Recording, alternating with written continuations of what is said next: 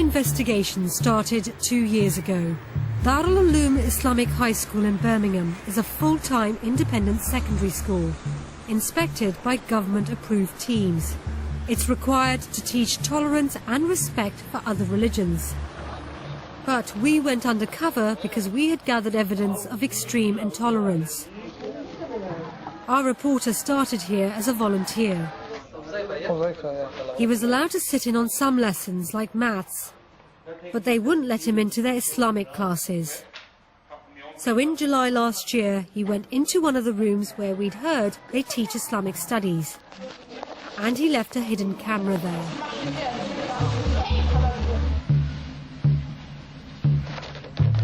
At first, our camera records exams and prayers. Then the pupils are arranged into rows for a school assembly.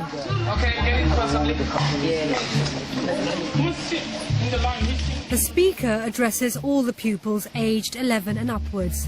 He starts by talking about people who worship ridiculous things.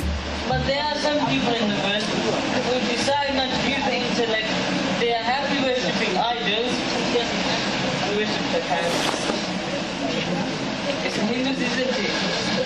Like the Hindus, they worship the cows. This is how he describes Hindu religious practices. If we choose to worship such ridiculous things, a cow. Now, how can anyone worship a cow?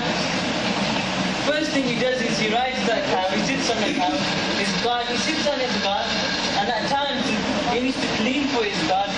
At times God steps over him. At times God goes to sleep. At times he eats God when he's hungry. Yeah, cows.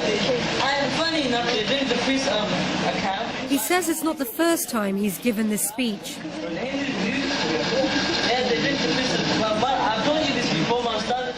In 2009, government-approved inspectors praised the school for its interfaith teaching, saying, "Pupils learn about the beliefs and practices of other faiths and are taught to show respect to other world religions."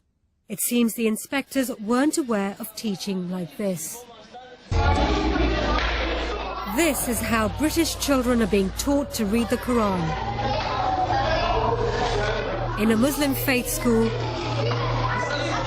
in the north of England. Here's what 11-year-old Muslim children are being taught about non-Muslims in a full-time secondary school. Allah has said that the disbelievers, they are the worst of all religions. And what they're told about other Muslims. A person who's got less than a fistful beard, then you should stay away from him the same way you stay away from a serpent or a snake. He puts a question to the children about Hindus and other idol worshippers. Do they have any intellect? No. Meaning Allah subhanahu wa ta'ala. When the speaker comes closer to the camera, he only looks about 18 or 19 years old. Darul Uloom School says its pupils are taught to preach the message of Islam, and it seems our camera has filmed a senior student practicing. While he was preaching, there were teachers and other senior students keeping order in the room. But they did nothing to contradict his teachings. They told the children to be quiet and pay attention to the speaker. This is one of 38 secondary schools set up by different Islamic organizations to train the next generation of imams and community leaders. There are at least 2,000 madrasas in the UK, teaching more than 100,000 children how to recite the Quran. The children here are as young as 5. On the first day of filming, our camera records a brief moment, which suggests that the reports we've heard of regular violence might be true. A teacher patrols the room, and then he kicks a boy. Then he walks down the line.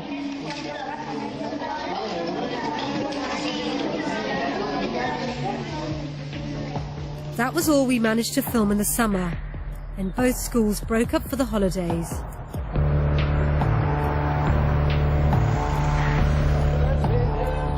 On the first day of the new term in September, we went back to Darul Uloom Birmingham. The very first assembly back is taken by a senior teacher. The boys have been away for a month, and all of them have their haircuts checked by the teachers. Children with non-Muslim haircuts are sent to stand against the wall. The senior teacher says looking like non-Muslims is forbidden. He uses the word kafar, an often derogatory term meaning disbeliever or infidel. Your regular haircut checks. Okay, you must make sure you don't get these what's fashionable now amongst in society. Okay, the Kuffar introduced something and we Muslims taking on board. You know. He says teachers will take drastic action. But those parents that give us permission, yeah, we've got trimmers and everything, yeah, good hair. So don't expect professional haircuts from us. He tells them that looking like non-Muslims is a way of enslaving them. He associates British society with shaitan, the Islamic version of Satan. You need to free yourself from the influence of the shaitan and the society. Yeah? The kuffar have brought so many new things out, and you need to free yourself from slavery. What kind of slavery am I talking about? Yes. Mind control. Yeah, mind control, mashallah. Yeah. They're controlling your minds. You're doing what they want.